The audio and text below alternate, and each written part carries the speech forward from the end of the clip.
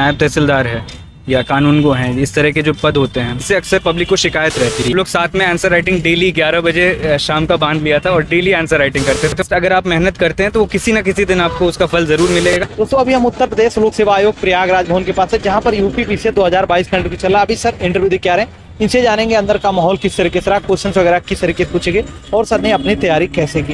Hello sir, interview कैसा? Hello, हाँ interview मेरा सही रहा। मौर्य सर का बोर्ड था और कुछ दोनों तरह के मिक्स टाइप के क्वेश्चन पूछे गए। मेरा ऑप्शनल था तो उससे भी पूछे गए। ग्रेजुएशन मैंने जो जिन सब्जेक्ट से किया है उसमें पूछे गए। और इसके बाद सर ने मतलब हिस्ट्री मतलब ऑप्शनल में चीज़ें थोड़ा डीप में जाके भी पूछी। और इसके बाद सिचुएशनल कुछ क्वेश्चंस भी पूछे गए मुझसे। तो यही था मेरे। सर आपका नाम और थोड़ा अपने एजुकेशनल बैकग्राउंड के बारे में। मेरा नाम कौशिक मिश्रा है और मेरा एजुकेशनल बैकग्राउंड मैंने बीए किया है पॉलिटिकल साइंस, हिस्ट्री और इंग्लिश के साथ, और मैंने मास्टर्स हिस्ट्री में किया है। डिटेल में बताइए क्या क्या मतलब क्वेश्चन पूछे गए।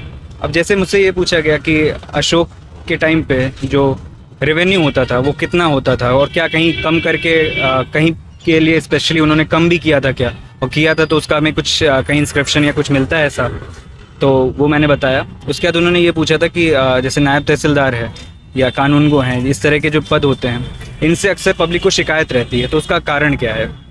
और इसके बाद सर ने सिटी प्लानिंग के बारे में पूछा था। तो इस तरह के क्वेश्चंस थे मेनली। ऑप्शनल सब्जेक्ट क्या रहा सर आप?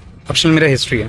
तो इसके अलावा मतलब सिचुएशन कोई और या फिर यूपी से रिलेटेड कोई क्वेश्चन? सिचुएशंस ये थी जैसे एक गुड समैरिटन लॉ है इंडिया में, तो उससे रिलेटेड था कि अगर किसी का जैसे दुर्घटना किसी के साथ घट जाती है तो उसे किस एक्ट के थ्रू या किस एक्ट के थ्रू बेसिकली रिलीफ मिल सकती है। तो इस तरह के सिचुएशन थे और आप क्या करेंगे, थोड़ा सा इस टाइप का था। पूरा ओवरऑल मीडियम क्या रहा तैयारी का आपका? मेरा ओवरऑल मीडियम इंग्लिश रहा। सर पीसीएस की तैयारी आप कब से करें, कौन सा अटेम्प्ट था इस बार आपका? पीसीएस की तैयारी मैं स्पेसिफिकली मेरा फर्स्ट सीरियस अटेम्प्ट था। इससे पहले मैंने 3 अटेम्प्ट और दिए हैं बट वो यूपीएससी के साथ दिए हैं, तो ये मेरा फर्स्ट सीरियस अटेम्प्ट था। यूपीएससी की भी तैयारी साथ साथ में करें? हाँ, यूपीएससी की प्रिपरेशन कर रहा हूँ। तो मतलब यूपीएससी के लिए आपका मतलब कितना अटेम्प्ट है? मेरे उसमें भी 4 अटेम्प्ट्स हैं। तो जैसे कि अभी ऑप्शनल हट चुका है यहाँ पर पीसीएस में, और अभी यूपीएससी में तो ऑप्शनल आपका है, तो मतलब दोनों यदि कोई तैयारी कर रहा है तो अभी के टाइम पे मतलब किस तरीके से अपनी तैयारी आगे बढ़ाए? अभी के लिए तो जो नए हैं इस प्रिपरेशन में उनको तो अगर शुरू से शुरू करना हो तो उनके लिए कोई फ़र्क नहीं पड़ेगा उतना। हाँ, पुराना जिन लोगों ने ऑप्शनल में जिनका अच्छा स्कोप जिनका अच्छा कमांड था उनके लिए थोड़ा सा कुछ नया पढ़ना पड़ेगा। और वो लेकिन सबके लिए कॉमन ग्राउंड रहेगा, जहाँ तक मुझे लगता है ओवरऑल एक अच्छा स्टेप है, क्योंकि सबके लिए कॉमन ग्राउंड रहेगा। और सर जैसे कि जब ऑप्शनल हटने की न्यूज़ आई, जब आपको पता चला तो मतलब क्या रिएक्शन रहा आपका उस समय? मेरे लिए तो न्यूट्रल था, क्योंकि हिस्ट्री मेरा ऑप्शनल तो खुद में काफ़ी बड़ा है, तो कोई भी सब्जेक्ट उसकी जगह आ जाए तो हिस्ट्री से तो छोटा ही होगा, तो इसलिए मेरा कोई बैलेंस था इसमें। आपने अपनी पूरी तैयारी मतलब कोचिंग वगैरह कहीं पर करते थे या फिर सेल्फ स्टडी से, किस तरीके से? मैंने ध्येय आईएएस में कोचिंग की है अपना फाउंडेशनल, उसके बाद फिर मैंने सेल्फ स्टडी की है कंप्लीट। तो सर मान लीजिए जो छात्र अभी 2023 का प्रीलिम्स का एग्जाम देने वाले हैं, तो उनके लिए आपका क्या सजेशन रहेगा, किस तरीके से अपनी तैयारी और बेहतर करें, क्योंकि टाइम बहुत कम बचा है? देखिए, इसमें मैं ये कहूँगा अगर प्रीलिम्स की बात करें तो उसकी अप्रोच में थोड़ा फैक्चुअल हमें जानना ज़रूरी है। तो इसके लिए जो PYQ प्रीवियस ईयर क्वेश्चंस हैं वो घटना चक्र बुक है उसके थ्रू हमें मिल जाते हैं, वो कंपाइल्ड है एक जगह पे, एक बार उसे रेफ़र कर लें। उसमें भी जैसे प्रायोरिटी में साइंस टेक और हिस्ट्री और ज्योग्राफी के जो कुछ पार्ट हैं उसको प्रायोरिटी में देख लें। उसके बाद फिर करंट अफेयर के लिए आई दृष्टि जैसी मैगजीन्स आती हैं थोड़ा लास्ट टाइम पे, उससे पहले भी कवर कर लें, बट लास्ट टाइम में रिवीजन के लिए आई दृष्टि जैसी मैगजीन्स के थ्रू कवर कर सकते हैं जो करंट अफेयर का पार्ट है वो। आपकी पूरी ओवरऑल तैयारी में ऑनलाइन सोर्स का मतलब कितना बड़ा योगदान है?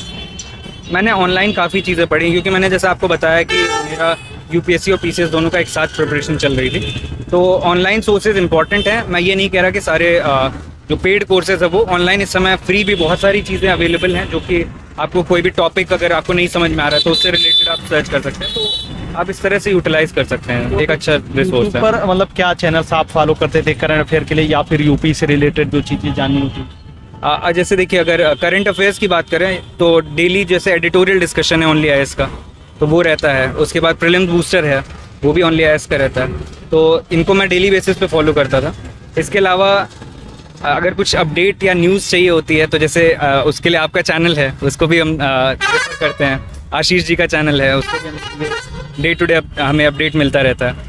तो यही सारी चीज़ें मतलब और यूपी से रिलेटेड मान लीजिए कोई क्योंकि क्वेश्चन बहुत पूछे जाते हैं, तो यूपी से रिलेटेड कहाँ से तैयारी कर सकते हैं, मतलब उसके लिए कोई चैनल यूट्यूब पर मिल जाता है? हाँ, यूट्यूब पे मैंने एक स्टडी फॉर सिविल सर्विसेज में भी उन्होंने यूपी स्पेशल कवर किया हुआ है, और भी कई चैनल्स हैं जो मैं नाम स्पेसिफिकली मुझे, और एक स्टडी विद आलोक करके हैं, उन्होंने भी यूपी स्पेशल जो है कुछ 6-7 वीडियोस में स्टैटिक कवर किया हुआ है, तो इनको मैंने देखा था, यहाँ से मुझे हेल्प मिली। और मेंस के लिए मतलब क्या स्ट्रैटेजी होनी चाहिए सर? मेंस के लिए ये कोशिश तो पहले ये रहनी चाहिए कि शुरू से ही, मतलब जब आप प्रिपरेशन शुरू कर रहे हैं तो उस समय से ही मेंस ओरिएंटेड भी पढ़ते रहना चाहिए, ताकि आपका सिलेबस कवर हो जाए, क्योंकि सिर्फ प्री निकालने से काम नहीं चलेगा। उसके बाद आप एक बार उन सारे सब्जेक्ट पे सिलेबस वाइज पूरी तरह से कमांड कर लेते हैं, तो फिर प्रीलिम्स के बाद आपके लिए आसान हो जाती है चीज़ें।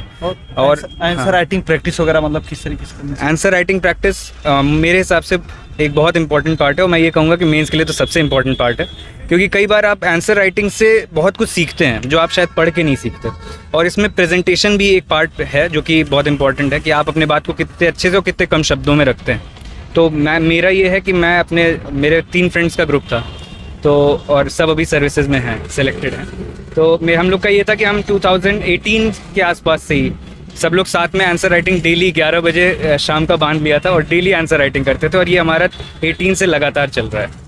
और सर जैसे इंटरव्यू के लिए मतलब कहीं आपने गाइडेंस वगैरह लिया था, या फिर मॉक इंटरव्यू वगैरह कहीं दिया? हाँ, मैंने मॉक इंटरव्यूज़ दिए हैं, मैंने ध्येय IAS में मॉक इंटरव्यू दिए हैं, और मैंने रेस IAS में भी मॉक इंटरव्यू दिया।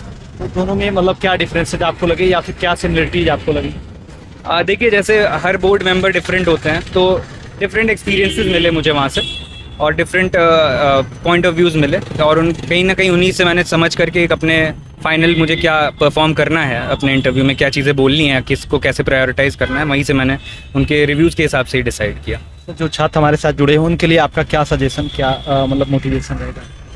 परसीवरेंस बहुत ज़रूरी है, पेशेंस बहुत ज़रूरी है, आप लगे रहिए, हिम्मत मत हारिए, क्योंकि मैंने जैसा कि बताया मेरा भी काफ़ी टाइम 2018 से गया है, तो लेकिन एट लास्ट अगर आप मेहनत करते हैं तो वो किसी ना किसी दिन आपको उसका फल ज़रूर मिलेगा, अगर आप उसको मेहनत करना छोड़ते नहीं हैं तो बस ये 2 चीज़ें हैं, पेशेंस और perseverance. Okay, thank you so much sir बात करने के लिए। आशा करता हूँ कि आपका सिलेक्शन इस बार जरूर। Thank you very much.